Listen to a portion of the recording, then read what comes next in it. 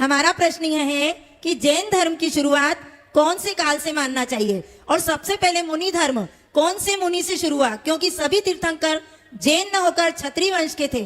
चारण रीतिधारी मुनि भी हुए, आकाशगामिनी आदि मुनि भी हुए। समझ गया। आपके प्रश्न का दो आशय है। जैन धर्म की शुरुआत कब से हुई और सबसे पहले मुनि कौन?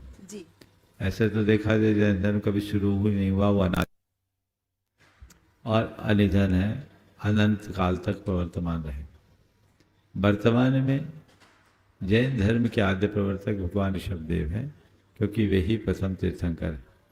और जैन धर्म के सबसे पहले मुनि की बात करो तो भगवान ऋषभदेव पहले मुनि बने, बाद में वो भगवान बने। तो पहले मुनि तो ऋषभदेव ही हुए। और यदि हम फिर भी जैन शासन के प्रवर्तन के बाद के पहले मुनि की बात करें तो वृषभसेन गणधर भगवान महावीर ऋषभदेव के चरणों में दीक्षित व्यवस्थित शुद्धाचारी पहले मुनि के रूप में गिनना चाहिए।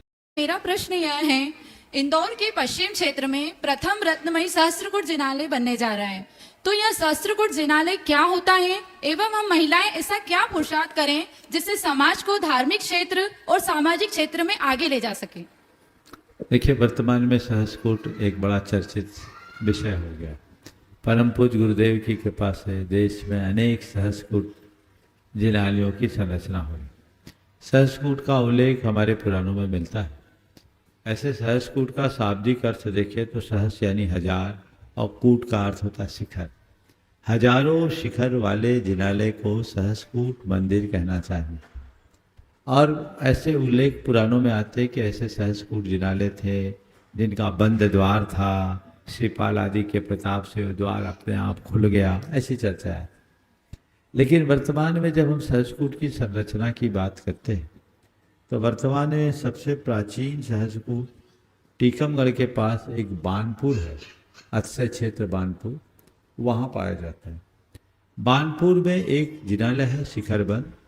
उस शिखरबंद जिनालय में एक पाषाण की विशाल शिला, वो करीब होगी 20 फीट की, और 20 फीट की उस शिला पर भगवान अरहत परमात्मा की खड़गासन 1008 प्रतिमाएं उत्कीर्ण हैं। ये सहस्त्रकूट का प्राचीनतम रूप वर्तमान में उपलब्ध सहस्त्रकूटों में दिखता है, जो लगभग 9वीं 10वीं शताब्दी का माना जाता है। इसके साथ ही ऐसा ही सहस्त्रकूट जो इससे छोटा है आपके रहली पटना में और आपके कोनी पाटन में, अक्षय क्षेत्र पांडकोनी जी में भी पाया जाता है, जो छोटा है, एक फलक पे बना।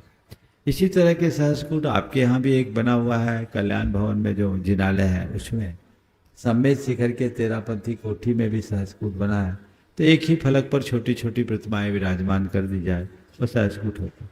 वर्तमान में गुरुदेव के आशीर्वाद से बृहत्काय सहस्त्रकूट की संरचना हो रही है, जिसमें 1008 प्रतिमा एक ही जिनालय के भीतर विराजमान हो रही है। तो ये सहस्त्रकूट है। आप लोगों के यहाँ भी रीति रेंज में देवोदय के अंतर्गत सहस्त्रकूट की संरचना हो ही रही है।